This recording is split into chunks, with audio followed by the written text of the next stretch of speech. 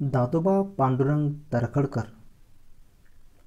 मराठी भाषेचे गाढे विद्वान, मराठी भाषेचे व्याकरणकार म्हणून परिचित असलेल्या दादोबा पांडुरंग तर्खडकर यांचा जन्म इसवी सन 9 मे 1814 रोजी मुंबईत झाला.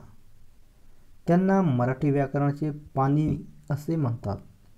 ते धार्मिक वृत्तीचे होते. शिक्षण पूर्ण करून जावरा संस्थानच्या नवाबाचे शिक्षक म्हणून काम केले. त्यानंतर त्यांना एल्फिन्स्टन संस्थेत सुरतला शिक्षक म्हणून नियुक्ती मिळाली.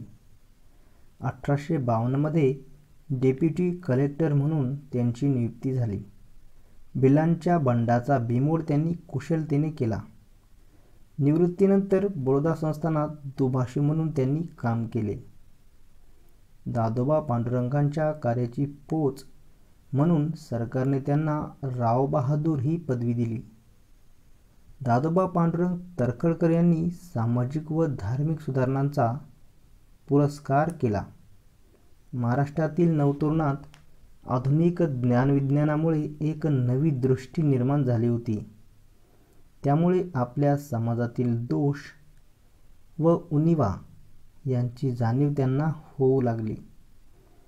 या जाणीवीतूनच 1844 मध्ये त्यांनी सुरत येथे दुर्गाराम मंछाराम, दिनमणी शंकर दलपतराय इत्यादींच्या सहकार्याने मानव धर्म सभा स्थापन केली.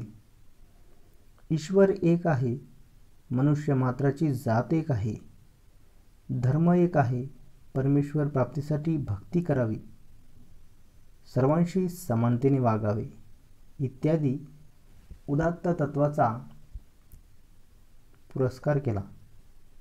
परंतु कार्यकर्त्यांच्या अभावामुळे ती संस्था फार काळ टिकू शकली नाही. त्यानंतर भिकोबा चव्हाण, राम बाळकृष्ण जयकर यांसारख्या मित्रांच्या मदतीने दादोबांनी मुंबई येथे 1849 मध्ये परमहंस सभा स्थापन केली. यातूनच पुढे प्रार्थना समाजाच्या स्थापनेला गती मिळाली. आधुनिक ज्ञान व विज्ञानाशिवाय समाजाची प्रगती होणार नाही हे समाजाला पटवून देण्याचे त्यांचे प्रयत्न अत्यंत मोलाचे मानले जातात. त्यांचा मृत्यू इसवी सन 17 ऑक्टोबर 1882 रोजी झाला.